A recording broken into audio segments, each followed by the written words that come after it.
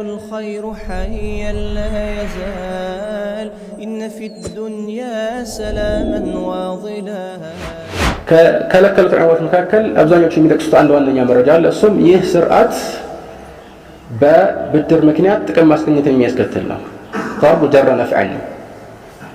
ምክንያቱም አንድ ሰው ለሆነ ሰው አበድሮ ከዛ በኋላ ደግሞ የማበድርህ ግን ቢሸርጥ አንተ ቅሪባኒ ለኔ ልታበድረኝ በመስፈርት መልኩ አስገድጄህ ነው ቢለው ይሄ ተከለከለ ነው። አብዛኛው ዑለማዎች ከልክለውታል።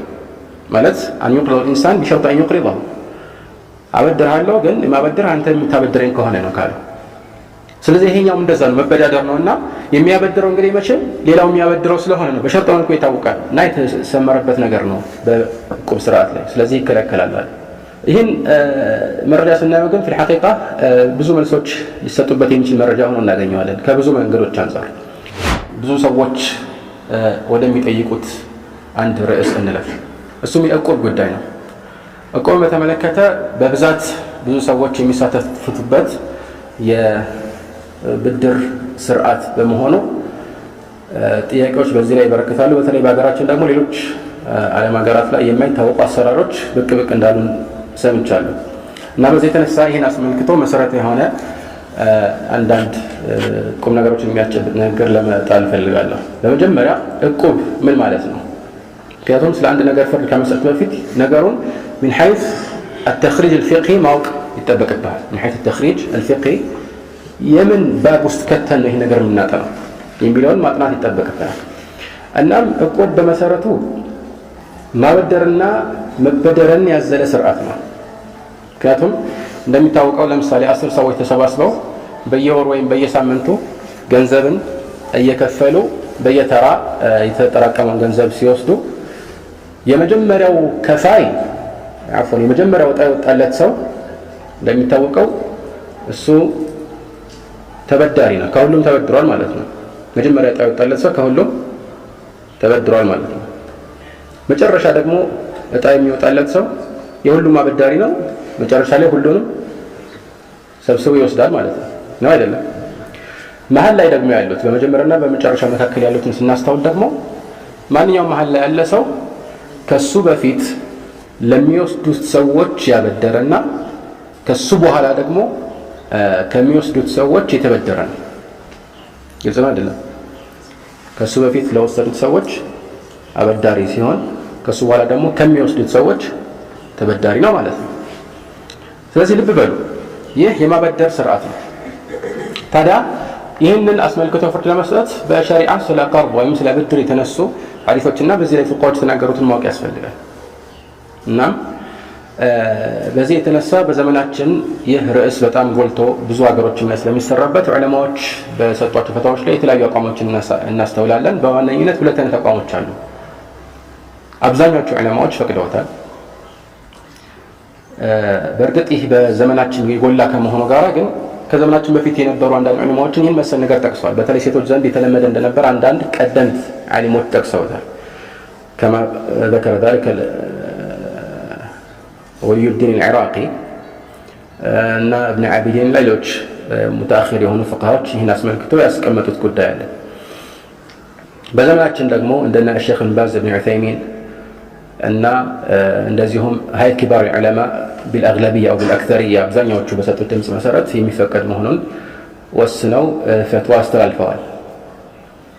ሌሎች ደግሞ በዘመናችን ያሉ ጥቂት የሚባሉ ዑለማዎች ይህን ነገር ከልክለዋል።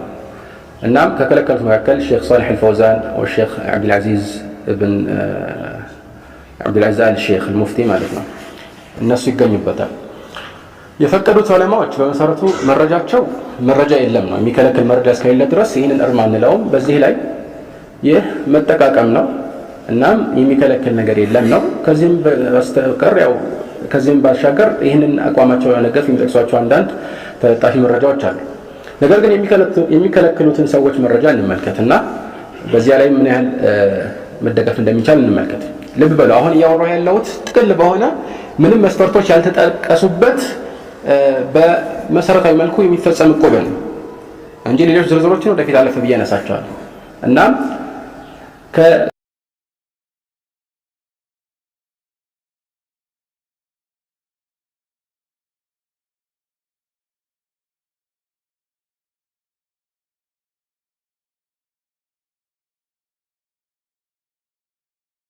ከለከሉት ዑለማዎች መካከል አብዛኞቹ የሚጠቅሱት አንድ ዋነኛ መረጃ አለ። እሱም ይህ ስርዓት በብድር ምክንያት ጥቅም ማስገኘትን የሚያስከትል ነው።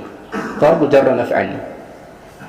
ምክንያቱም አንድ ሰው ለሆነ ሰው አበድሮ ከዛ በኋላ ደግሞ የማበድርህ ግን ቢሸርጥ አን ቱቅሪበኒ ለእኔ ልታበድረኝ በመስፈርት መልኩ አስገድጄህ ነው ቢለው ይሄ የተከለከለ ነው። አብዛኛው ዑለማዎች ከልክለውታል።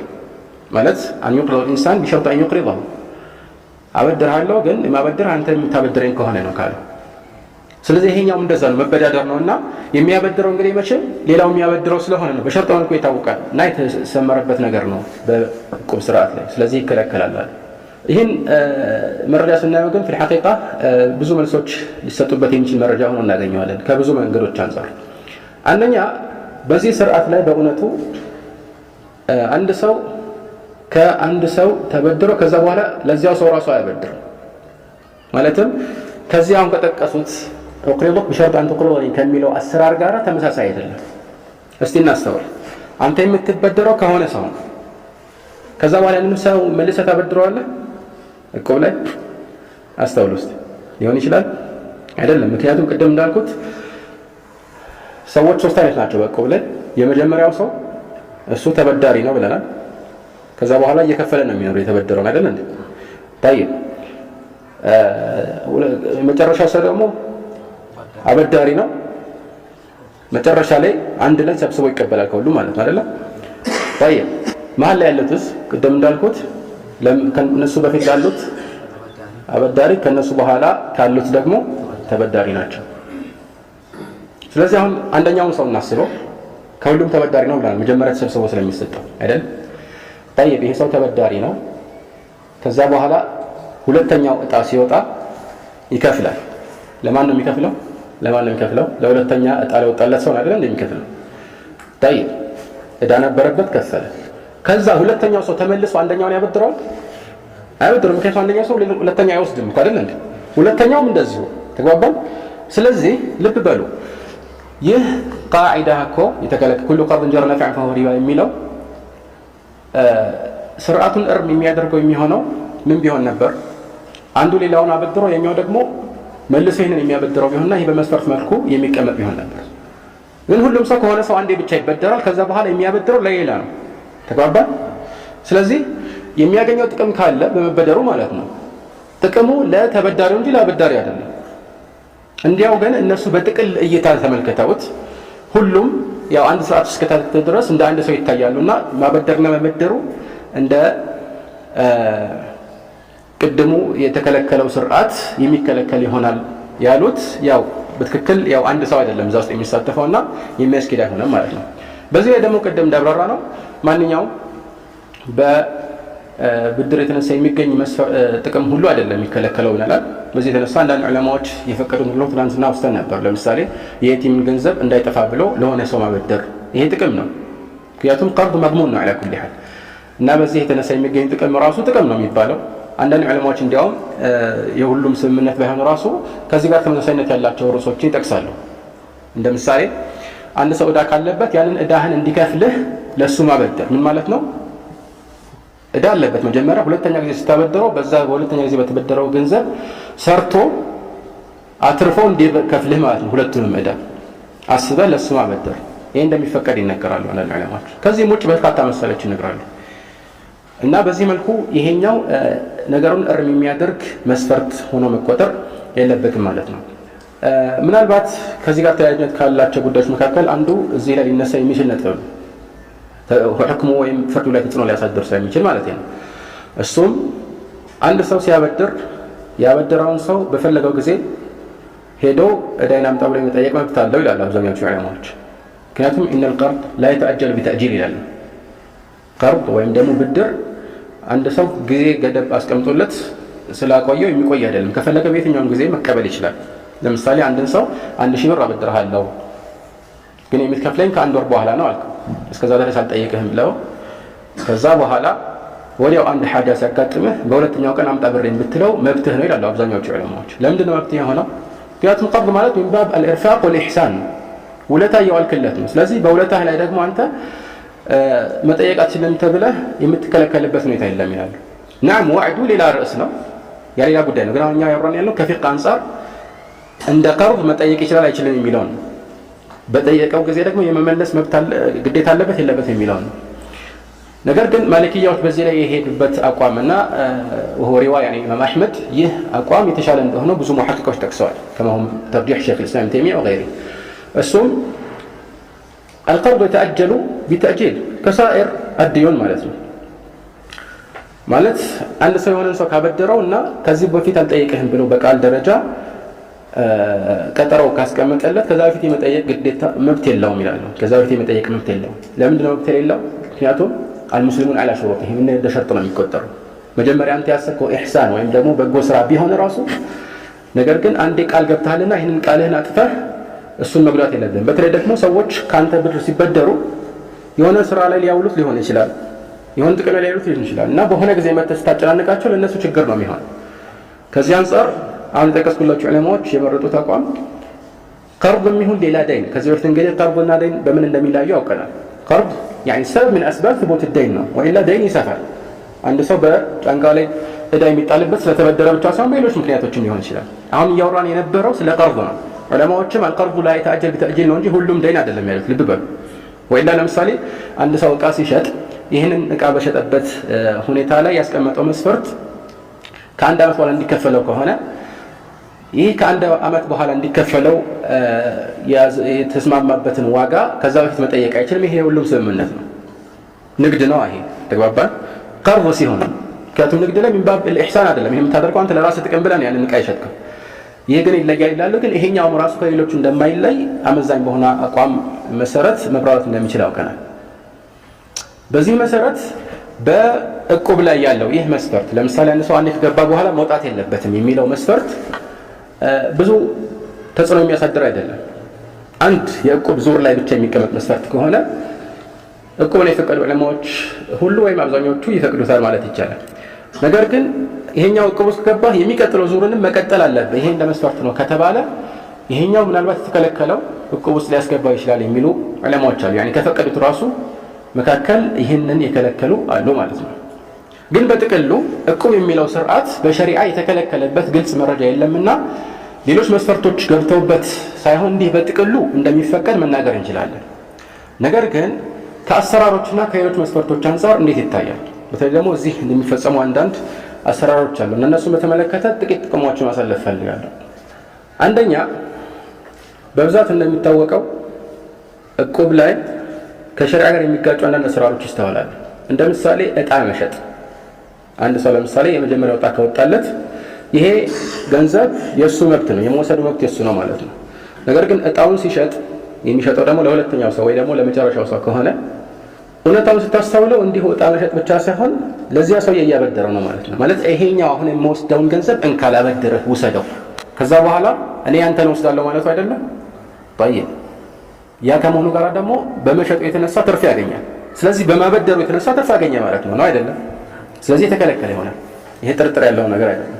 ሁለተኛውና ከዚህ ጋር በሰፊው የሚያያዘው አካሄድ ደግሞ አንዳንድ ወንድሞች በጽሁፍና በቃል እንደነገሩኝ በአንዳንድ ቦታዎች ላይ ከቅርብ ጊዜ ወዲህ እየተስፋፋ የሄደ አካሄድ ነው። እሱም አንድ ሰው በርካታ ሰዎችን ይሰበስብና በእቁብ መልኩ ያደራጃቸዋል እና ሰብሳቢ በመሆኑ የተነሳ ከነሱ የሚወስደው ጥቅም አለ። ነገር ግን ይህ ሰው ፊል ሐቂቃ እነሱ የሚወስዱበት ጊዜ ሳይደርስ ራሱ አስቀድሞ ሙሉ እቁብን ይሰጣቸዋል። እንደ ምሳሌ እቁቡ በየወሩ የሚወሰድ ከሆነ እና 12 ሰዎች ካሉ እንግዲህ በአመት ነው የሚያልቀው አይደለም? እና እነዚህ 12 ሰዎች በወር ለምሳሌ 1000 ብር ብቻ ቢያዋጡ እሱ ከአንድ ወር በኋላ ሁሉንም አንድ ላይ ይቀጥራቸዋል። ልብ በሉ፣ በእጣ ተራ በተራ አይደለም የሚወስዱት፣ ሁሉንም አንድ ላይ ይቀጥራቸዋል። እንግዲህ ሁሉም አንድ ላይ በአንድ ጊዜ የሚያዋጡት አንዳንድ ሺህ ከሆነ 12 ከሆነ 12000 ብቻ ነው አይደለም? ነገር ግን እያንዳንዱ የሚገባው 12000 እንግዲህ ብቻ አይደለም 12000 ነው የሚገባው። በእርግጥ አንድ ሰው የሚገባው ማለት ነው። ግን ለሁሉም 12000 ይሰጣቸዋል።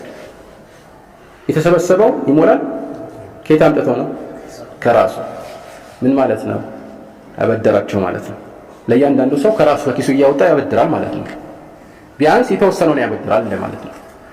በዚህ ማበደሩ የተነሳ ደግሞ መጨረሻ ላይ የሚቀበለው ነገር አለ። ምንድነው እሱ? እንደ ሁኔታው እንደ ጊዜው ይለያያል። አንዳንድ ጊዜ መጨረሻ ላይ ከተስማሙበት ዋጋ አንፃር የሚከፍሉት ይሆናል። አንዳንድ ጊዜ ጨምረው ይከፍሉትና የተወሰነውን ያስቀራል። በየትኛውም መልኩ ቢብራራ ይህ የተከለከለ ነው፣ ምንም ጥርጥር የለውም። ምክንያቱም ይህ ሰው እያደረገ ያለው እያበደረ በዚያ ብድር የተነሳ ወለድ መቀበል ነው። ይሄ ግልጽ የሆነ አራጣ ነው፣ ምሪበ الجاهلية ማለት ነው። ተግባባን። ግን ሒላ ሲገባበት እንዲያውም ነገሩ ሊያከብድ ይችላል። ከግልጽ ወንጀል የበለጠ ከባዱ ወንጀል መሆኑን እያወቀ አንድ ሰው ግን ያንን ነገር ሸሪዓዊ ልባስ ያለብሰው ነው እና የማያውቅ ሰው ሊጠነቀቅ ይገባል፣ የሚያውቅ ሰው ደግሞ ይበልጥ ሊጠነቀቅ ይገባል ማለት ነው። ሸሪዓ የሪባን በር ሙሉ ለሙሉ ከዘጋ፣ እንዲያውም ወደዚያ የሚያደርሱ በሮች ሁሉ ከተዘጉ፣ ለምሳሌ ትናንት በጠቀስኩላችሁ ሐዲስ ላይ መልእክተኛ እስላም لا يحل سلف وبيع ብለዋል። በይዕ ወይም ግብይትና ሰለፍ ማለትም ብድር አንድ ላይ መሆን አይችሉም በአንድ መስፈርት ይላል። ይሄ ጥርጥር የሌለው ነው። ይሄ ከተከለከለ ሌላኛው የሚያጠራጥር አይሆንም ማለት ነው። በዚህ ርዕስ ላይ ኺላፍ ሊኖር አይችልም። ተግባባን። طيب ግን ከዚህ ውጪ አሁን ከተከለከለው ብለን ካብራራነው ውጪ በብዛት የተለመደ የሆነ ስርዓት አለ። እሱም ሰብሳቢዎች የሆነ ያህል ጉርሻ ወይም ደግሞ አበል ይሰጣቸዋል በመሰብሰባቸው የተነሳ። አንዳንድ ጊዜ ይሄ ነገር በጣም በመቀናጀቱ ዋና ጸሐፊ የሚባል አለ፣ ከዛ በኋላ ደግሞ ምክትል ሰብሳቢ፣ ከዛ ደግሞ ዋና ሰብሳቢም ደግሞ ሊቀመንበር ሊባል ይችላል። በዚህ መልኩ የሚያገኙት ትርፍ አለ እና በእቁብ የተነሳ ገንዘብን ሰብስቦ ለሰዎች በማበደርና በመሰብሰብ የተነሳ አንድ ሰው የሚያገኘው ጥቅም ትክክል ሊሆን ይችላል ወይ የሚለውን ጥያቄ እናንሳ። በመጀመሪያ ይህ የሚያገኘው ጥቅም በልፋቱ ልክ ስላችሁ ወጪ ካለው በወጪው ልክ ልብ በሉ። ልፋቱ ልክ የሚለውን ሰረዙት ለጊዜው። በወጪው ልክ ከሆነ የሚፈቀድ መሆኑ ጥርጥር የለው። ማለትም ይህንን ለማድረግ እስክሪፕቶ መግዛት ካለበት የእስክሪፕቶ ዋጋ ይታሰብለታል። ወረቀት መግዛት ካለበት የወረቀት ዋጋ ይታሰብለታል። ትራንስፖርት ካለበት የሚጓዝበት የትራንስፖርት ዋጋ ይታሰብለታል። ይህ ከሆነ እንደሚፈቀድ ምንም ጥርጥር የለም። ምክንያቱም ሰዎችን በነፃ የማገልገል ግዴታ የለበትም መቼም። ስለዚህ አያጠራጥርም ማለት ነው። ነገር ግን ከዚህ በላይ ነው ሰዎች የሚቀበሉት ዛሬ አይደለም። እንዲያውም በጣም ብዙ ገንዘብ ነው የሚቀበሉት። ለምን ብዙ ገንዘብ እንደሚቀበሉ እናየዋለን። ታዲያ ይሄ እንዴት ይታያል ከተባለ አንድ ማወቅ ያለብን ነገር አለ። እኔ እንደማስተውለው አብዛኛዎቹ ሰዎች ብዙ ሳይለፉ እቁብን በማሰባሰባቸው ብቻ ከአንድ እጣ ያላነሰ ትልቅ ጉርሻ የሚሰጣቸው ገንዘቡን በኃላፊነት ስለሚያስቀምጡና ተያዥም ስለሆነ ነው አይደለም። ገንዘቡ ቢጠፋ ተጠያቂ ናቸው? ያለ ጥፋታቸውም ቢሆን አይደል ኃላፊነት ይወስዳሉ ይመስለኛል። ነው አይደለም? በሙሉ ኃላፊነት ይወስዳሉ። ኃላፊነቱ ሁለት አይነት ነው። አንደኛው ገንዘቡ ቢጠፋ ኃላፊነት መውሰድ። ይህ መሆን አልነበረበትም።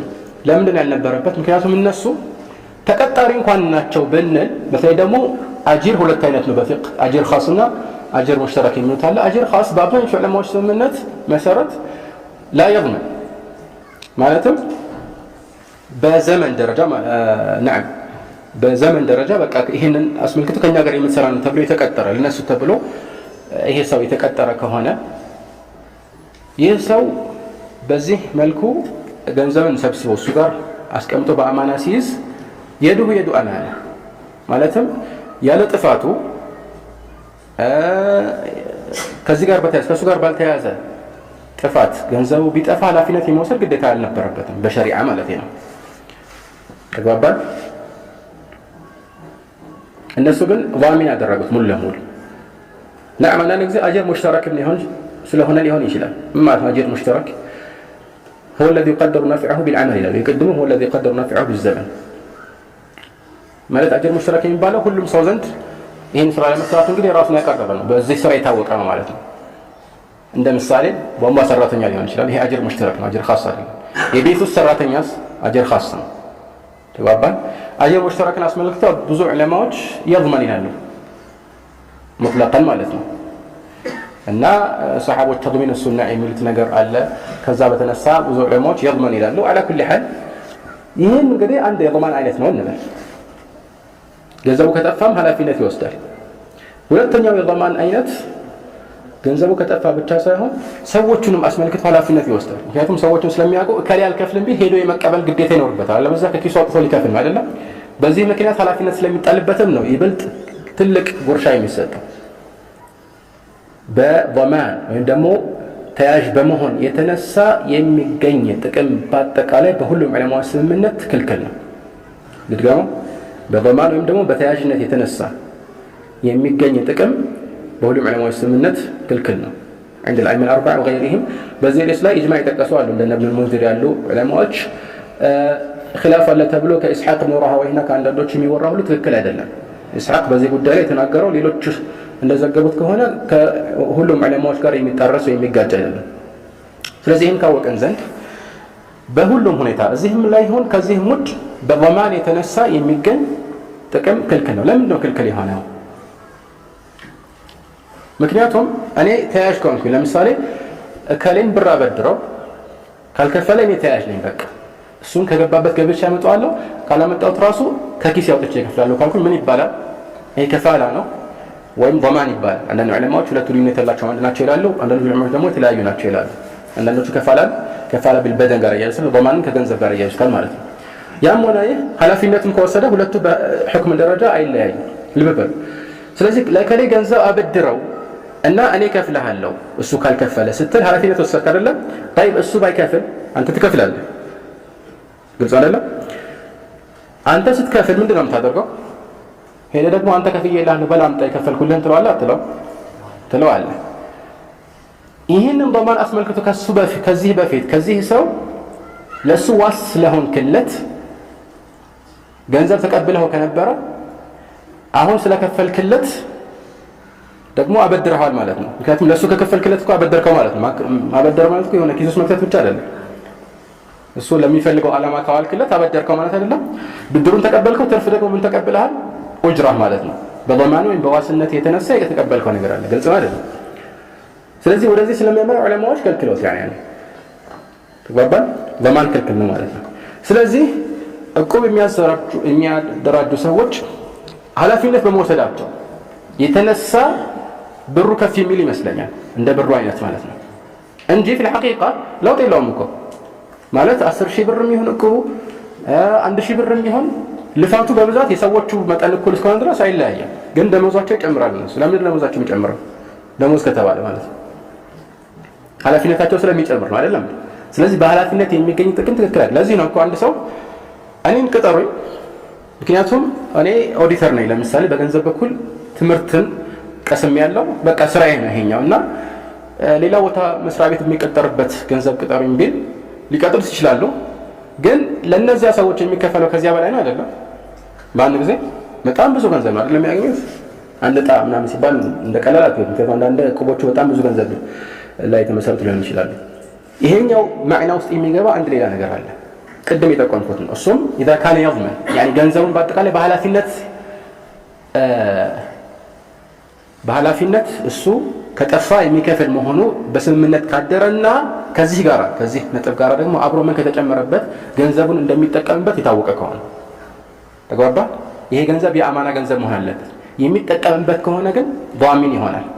ዑለማዎች ዘንድ አንድ ሰው ወዲዓ እንደ ኃላፊነት ማለት ነው ጠብቅልኝ ብሎ አያደራ ቃንተ ዘንድ ቢያስቀምጥ ንካ ብሎ አልፈቀደልህም፣ ሳይፈቅድልህ ከነካ ተንተቅል የዱከ ምን የዲ አማነትን ኢላ የዲ ضمان ከአማና ضمان ምን ማለት ነው? በፊት እቃውን ሳትነካ በፊት ያላንተ ጥፋት እቃው ቢጠፋ ኃላፊነት አትወስድም ነበር። አሁን ግን ባንተ ጥፋትም ይሁን ያላንተ ጥፋት እቃው ከጠፋ ኃላፊነት ትወስዳለህ ሙሉ ለሙሉ ማለት ነው። ህክሙ ተቀየረ ማለት ነው። እናም ገንዘቡን የሚጠቀምበት ከሆነም እንደዚህ አማና አይደለም እሱ ጋር ተቀመጠው ምን ማለት ነው? ልብ በሉ ቀርድ ማለት እኮ ገንዘብን መስጠት ነው። አንድ ሰው ለምሳሌ 1,000 ብር ቢያበድር ይሄ 1,000 ብር የማን ሆነ? ያንተ ሆነ፣ የተበዳሪ ሆነ። በፈለከው መልኩ ወጪ ማድረግ ትችላለህ፣ እንደፈለክ ማዋል ትችላለህ። ይሄን ነገር ከሸሪዓ ጋር የማይጋጭ እስከሆነ ድረስ ማለት ነው። የሱ አይደለም ማለት ነው። ቀር አንተ طيب የሱ ገንዘብ የቱ ነው? አሁን የሰጠህ ነው አይደለም። في ذمتك ነው ያለው ይሄ ነገር ማለት በጫንቃ ላይ ያለ የሆነ በቁጥር ብቻ መንገለጽ የምንችለው 1,000 ብር የሚባል ብር ነው እንጂ ይሄኛው ራሱ አይደለም የግድ አንተ የትኛውንም ብር ከሰው ተበድረም ይሁን ከባንክ አውጥተህም ብቻ ከየትም ብታመጣና ብትከፍለው ይፈቀድልሃል። ስለዚህ ማለት ነው ተበዳሪ በእጁ ያለው ገንዘብ የራሱ ነው። እዚህ ኮን አልቀውል ራጅህ ይሄ ገንዘብ በእጁ እስካለ ድረስ ያ ነገር ላይ እስካላዋለው ድረስ እና የእዳው መክፈያ ጊዜ እስካልደረሰ ድረስ እኮ ዘካ አይቀርለትም ተባብለናል። አልቀውል ራጅህ ስለዚህ እሱ ነው ማለት ነው። طيب የሱ ከሆነ ለሰዎች ሲሰጥ እንግዲህ ከሰዎች እየወሰደ ብቻ ሳይሆን ለሰዎች የሚሰጠው የራሱን ገንዘብ እየሰጠ ነው ማለት ነው። ለምን ይሄኛው የራሱ ገንዘብ ሆነ ሰው ዘንድ ያው እሱ አይደለም ያን ያህል እዳ አለበት ተብሎ ቢታሰብ ከዚህ አንፃር በዚህ መልኩ ኃላፊነት የሚወስድ ሰው ቢጠፋ ሙሉ ለሙሉ ተያዥ የሚሆን አልፎ ተርፎ ደግሞ ሰዎች አልከፍልም ቢሉ የትን ገብቶ እንደሚያመጣ የሚታወቅ ሰው ከሆነ በዚህ የተነሳ የሚያገኘው ትርፍ ጥቅም የተከለከለ ይሆናል ማለት ነው። ሁለት ነገሮችን ግን መለየት አለብን። ይህንን ሰዎች እንዲሰራላቸው ሲፈልጉ የሚመረጡበት ምክንያት ሰዎች ዘንድ ተሰሚነት ስላለው ከሆነ ነገር ግን ገንዘቡን ሲሰበስብ በአማና መልኩ የሚያስቀምጠው ከሆነ ከቅድሙ ጋር አይመሳሰልም። ዛሚን አይባልም ማለት ሰዎች ዘንድ ይህ ሰው ተሰሚነት ስላለው እሱ ካለ መቼም አይክዱትም ብሎ የሚያስብ ከሆነ የቁቡ ተሳታፊ የሚከለከል ነው። ምንድነው የሁለቱ ልዩነት? ይሄ ልዩነት የፍሩቅ ኪታቦች ውስጥ ተጠቅሷል አንዳንድ ጊዜ ማለት ነው። ዑለማዎች ይህን ነገር አስተውለዋል። አንድ ሰው ለምሳሌ ይሄን ያህል ብር እንድበደር ዋሱንልኝ እና ላንተ ደግሞ ይሄን ያህል ሰጣለሁ ካልኩኝ ምን ብለናል? ቀድም ሁክም ይቻላል ወይስ አይቻልም ያለው? አይቻልም ብለናል። ነገር ግን ይሄን ያህል ብር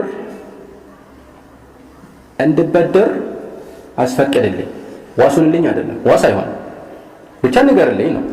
ተያዥ አይሆንም። ነገር ግን ከከሌ ይሄን ያህል ብር አስፈቅድልኝ ለኔ እንዲሰጥ ለራሱ አይደለም ተበድሩ ላንተ የሚሰጥህ በአንተ ስም ነው የሚበደርልህ። ለምሳሌ ይሄን ካደረክልኝ ይሄን ያህል እሰጥሃለሁ ብትለው ግን ይፈቀዳል አሉ። ለምን? የመጀመሪያው ضمان ነው። ቅድም እንዳለው ضمان ላይ ደግሞ አጅር መውሰድ ይከለከላል። ለምን? لانه يؤدي الى الربا في حال ما اذا دفع عنه الضامن يعني المضمون عنه ማለት ነው። طيب ነገር ግን ይሄ የተለየ ነው።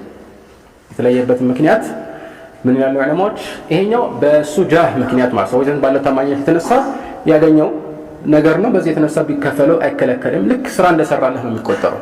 ይሄንን በር ግጠምልኝ ወይ ደግሞ ይሄን ቤት ገንባልኝ ይሄን ያልተጣለው ብትለው እንደሚፈቀደው ሁሉ ታማኝ ስለሆንክ በአንተ የተነሳ እንዲያበድሩኝ ለምንልኝ ብትለው ይፈቀዳል ማለት ነው። በዚህ የተነሳ አጅር ብትሰጠው ማለት ነው።